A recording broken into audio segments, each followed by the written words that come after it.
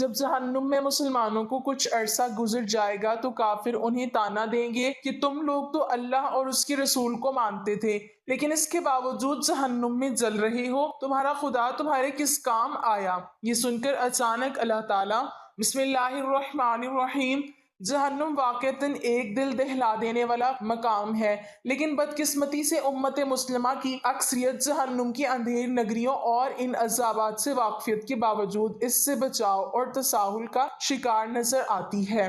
دوسری طرف کچھ لوگ ایسے بھی ہیں جو اس دنیا کی عارضی ہونے پر کامل ایمان رکھ کر حقیقی دنیا کی تیاری میں لگے ہیں، اور اللہ تعالیٰ کو بھی یقیناً ایسے انسان ہی مطلوب ہیں۔ زیر مطالعہ کتاب کا بھی بنیادی مقصد یہی ہے کہ لوگوں کو جہنم کی وادیوں سے آگاہی دی جائے اور اس سے بچاؤ کے لیے خدا تعالیٰ کی فراہم کردہ تدابیر پر عمل کیا جائے۔ معراج کا پورا سفر ہی ایسا ہے جسے انسانی عقل کی کسوٹی پر پرکھا جائے تو عقل اسے سمجھنے سے قاصر ہے۔ رات کے صرف ایک حصے میں مکہ مکرمہ سے بیت المقدس جانا، نماز میں انبیاء کرام علیہم السلام کی امامت کرنا، پھر وہاں سے آسمانوں تک تشریف لے جانا، انبیاء کرام سے ملاقات اور پھر اللہ تعالیٰ کے دربار میں حاضری، جنت و دوزخ کو دیکھنا، مکہ مکرمہ تک واپس آنا اور واپسی پر قریش کے ایک تجارتی قافلہ سے ملاقات ہونا جو ملک شام سے واپس آ رہا تھا۔ نیز معراج کے اس اہم و عظیم سفر میں آپ صلی اللہ علیہ وسلم کو جنت و دوزخ کے مشاہدے کے ساتھ مختلف گناہگاروں اور اہل جنت کے احوال بھی دکھائے گئے۔ اب جنت و جہنم ایک ساتھ دیکھے یا یکے بعد دیگرے اس کی تفصیل نہیں ملتی، لیکن روایات میں واقعہ معراج کو ایک خاص ترتیب کے ساتھ ہی نقل کیا جاتا رہا ہے،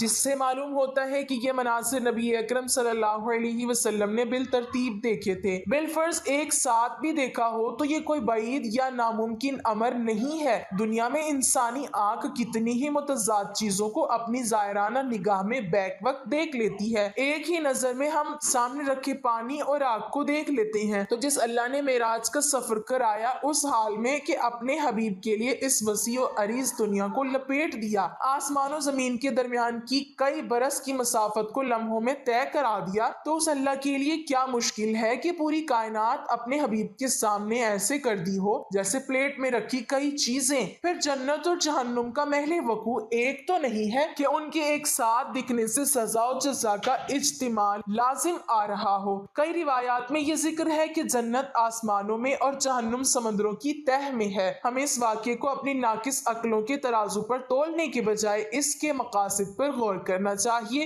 اور اس سے حاصل ہونے والی تعلیمات پر عمل کرنا چاہیے۔ تاریخ کے اس بے مثال واقعے کے من جملہ مقاصد میں سے ایک اہم مقصد یہ ہے ہم ان گناہوں سے بچیں جن کے ارتکاب کرنے والوں کا برا انجام نبی اکرم صلی اللہ علیہ وسلم نے اس سفر میں اپنی آنکھوں سے دیکھا اور پھر امت کو بیان فرمایا۔ خواہ ہماری عقل میں آئے یا نہ آئے، یہی وہ واقعہ ہے جس کو کفار مکہ نے اپنی عقل کی کسوٹی پر پرکھا اور ان کو سمجھ نہ آیا اور انکار کر بیٹھے، اور ابو بکر صدیق رضی اللہ تعالیٰ عنہ کو کہنے لگے کہ کیا تم اس بات کی بھی تصدیق کرتے ہو؟ انہوں نے فرمایا کہ میں تو اس سے بھی زیادہ عجیب باتوں کی تصدیق کرتا ہوں، اور وہ یہ کہ آسمانوں سے آپ کے پاس خبر آتی ہے۔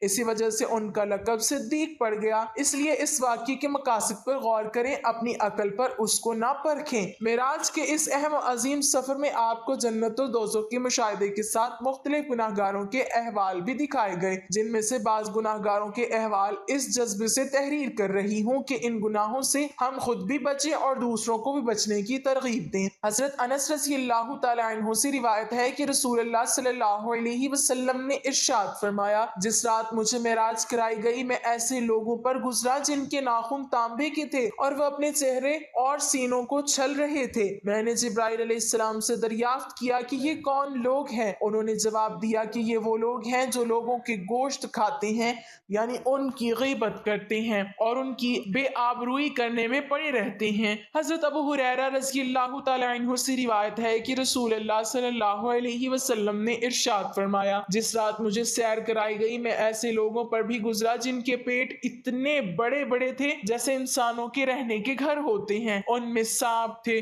جو باہر سے ان کے پیٹ میں نظر آ رہے تھے۔ میں نے کہا، اے جبرائیل، یہ کون لوگ ہیں؟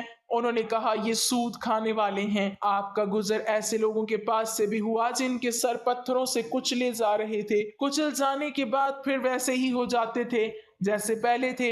इसी तरह ये सिलसिला जारी था, खत्म नहीं हो रहा था। आप सल्लल्लाहु अलैहि वसल्लम ने पूछा, ये कौन लोग हैं? जिब्राइल अलैहिस्सलाम ने कहा, ये लोग नमाज में काहिली करने वाले हैं। आपका गुजर ऐसे लोगों के पास से भी हुआ जिनकी शर्मगाहों पर आगे और पीछे छीथरे लिपटे हुए हैं और ऊंट वहेल की तरह चरते हैं और कांटेदारों खबीस दरख्त और जहन्नुम के पत्थर खा रहे हैं। आपने पूछा, ये कौन लोग हैं? जिब्राइल अलैहिस्सलाम ने कहा, ये वो लोग हैं जो अपने मालों की ज़कात अदा नहीं करते। आपका गुजर ऐसे लोगों के पास से भी हुआ जिनके सामने एक हांडी में पका हुआ गोश्त है और एक हांडी में कच्चा और सड़ा हुआ गोश्त रखा है। ये लोग सड़ा हुआ गोश्त खा रहे हैं और पका हुआ गोश्त नहीं खा रहे। आप सल्लल्लाहु अलैहि वसल्लम ने दरियाफ्त किया, ये कौन लोग हैं? जिब्राइल अलैहिस्सलाम ने कहा, ये वो लोग हैं जिनके पास हलाल और तैयब औरत के साथ शबबाशी करते हैं और सुबह तक उसी के साथ रहते हैं, और वो औरतें हैं जो हलाल और तैयब शोहर को छोड़कर किसी जानी और बदकार शख्स के साथ रात गुजारती हैं। हजरत अब्दुल्ला बिन अब्बास से मरवी है कि हुजूर फरमाते हैं, एक मकाम से मुझे निहायत ही आला खुशबू की महक आने लगी। मैंने कहा, ये कैसी खुशबू है? जवाब मिला कि फिरौन की बेटी की कंघी करने वाली खादिमा और उसकी औलाद के महल की है।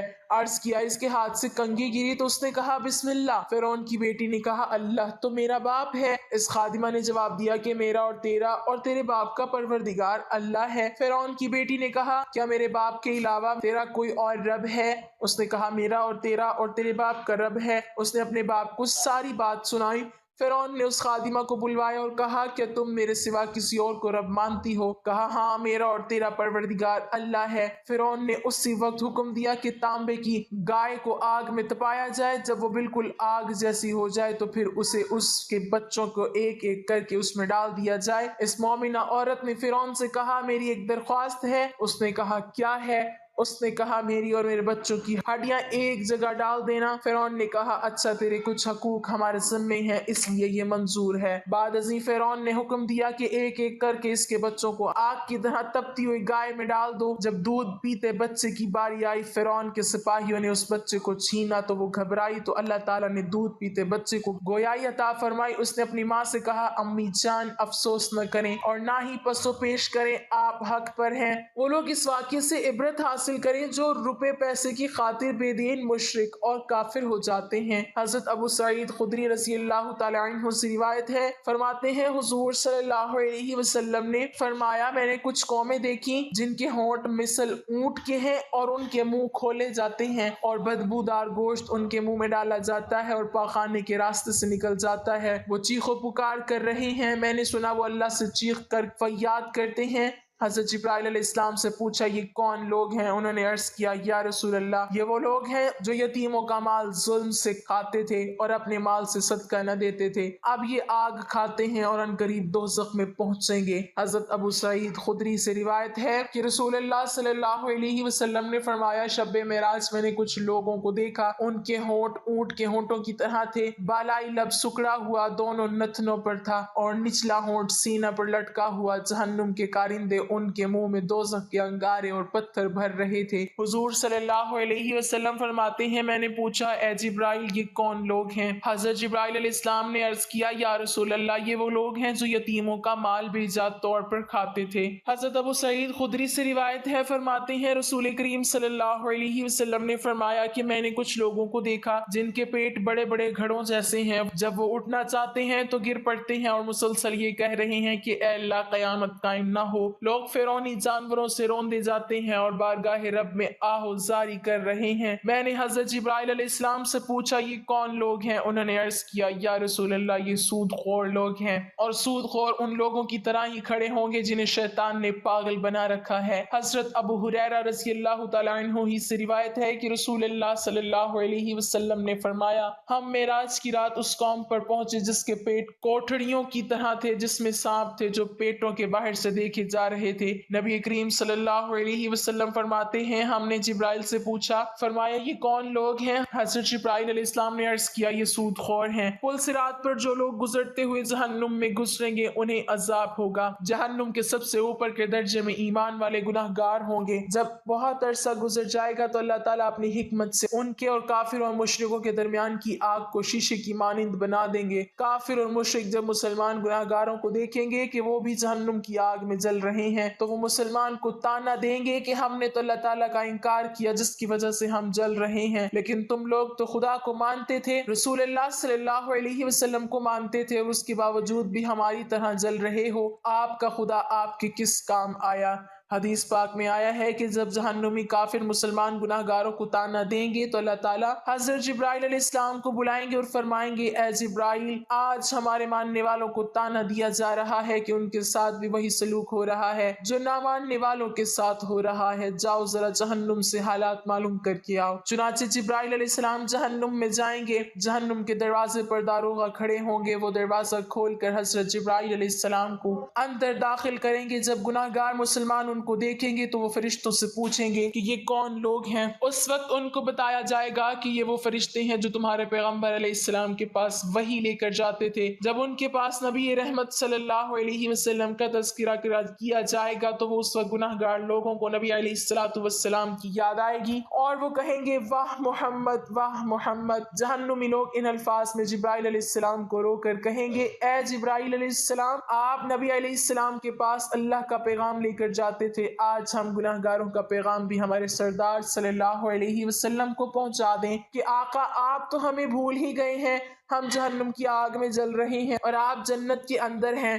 जिब्राइल अलैहिस्सलाम उनके साथ वादा करेंगे कि मैं आपका पैगाम अल्लाह ताला के महबूब को ज़रूर पहुंचाऊंगा। चुनांचे जब जिब्राइल अलैहिस्सलाम जहन्नुम से बाहर आएंगे तो अल्लाह रब्बुल इज़्ज़त फरमाएंगे, जिब्राइल अलैहिस्सलाम, आपने मेरे महबूब सल्लल्लाहु अलैहि वसल्लम की गुनाहगार उम्मतियों से जो वादा किया है उस वादे को निभाना ज़रूरी है। लिहाजा हज़रत जिब्राइल अलैहिस्सलाम जन्नत में जाएंगे। उस वक्त नबी सल्लल्लाहु अलैहि वसल्लम जन्नतुल फिरदौस में अंबिया की मजलिस में मिंबर पर तशरीफ फरमा होंगे। जिब्राइल अलैहिस्सलाम को जब देखेंगे तो फरमाएंगे, जिब्राइल, आज कैसे आना हुआ? हज़रत जिब्राइल अलैहिस्सलाम अर्ज करेंगे, मैं आज आपकी उम्मत के गुनाहगारों का पैगाम आपके पास लेकर आया हूँ। जब नबी सल्लल्लाहु अलैहि वसल्लम ये सुनेंगे कि मेरी उम्मत के कुछ गुनाहगार अभी भी जहन्नुम में हैं तो आप सल्लल्लाहु अलैहि वसल्लम हैरान होंगे कि अच्छा, मुझे तो ख्याल ही नहीं था। चुनांचे नबी सल्लल्लाहु अलैहि वसल्लम उसी वक्त अल्लाह रब्बुल इज़्ज़त के हुजूर सजदा फरमाएंगे और अल्लाह रब्बुल इज़्ज़त के सामने कहेंगे कि ए परवरदिगार, मेरी उम्मत के गुनाहगारों को माफ फरमा दीजिए। अल्लाह ताला उनको शफाअत कुबरा की इजाजत फरमाएंगे कि मेरे महबूब सल्लल्लाहु अलैहि वसल्लम,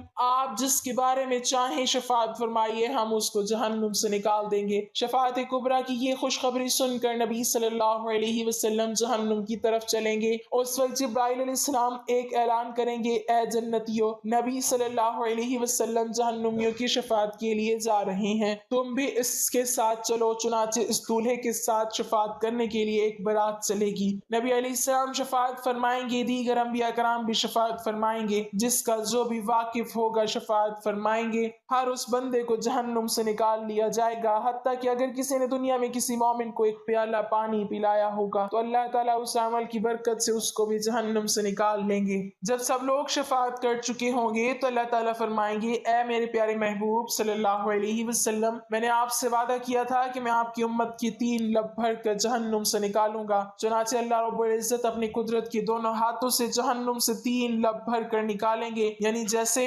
आदमी दोनों हाथों से आटा निकाल लेता है, उस लब में उस उम्मत के कुर्ब लोग होंगे जिनको अल्लाह ताला अपनी रहमत से जहन्नुम से निकाल देंगे। उनके जिस्म जल जल कर कोयले की तरह काले हो चुके होंगे। अल्लाह ताला की तरफ से हुक्म होगा कि उनको नहर हयात से गुस्ल दिया जाए। चुनांचे जब उनको गुस्ल दिया जाएगा तो उनके जिस्म ठीक हो जाएंगे, लेकिन उनके माथे पर अताए रहमान का नाम लिख दिया जाएगा, जिसका मतलब ये होगा कि रहमान ने अपनी रहमत से उनकी बख्शिश कर दी है। इसके बाद उनको जन्नत में भेज दिया जाएगा। अब नबी सल्लल्लाहु अलैहि वसल्लम की उम्मत का कोई भी गुनहगार पीछे नहीं रहेगा, सब के सब बख्श दिए जाएंगे। अल्लाह ताला हमें दीन की मुकम्मल समझ नसीब फरमाए और हमें आखिरत में नबी सल्लल्लाहु अलैहि वसल्लम की शफाअत नसीब फरमाए, आमीन। नाज़रीन, कमेंट बॉक्स में अल्लाह ताला के 99 नामों में से एक नाम जरूर टाइप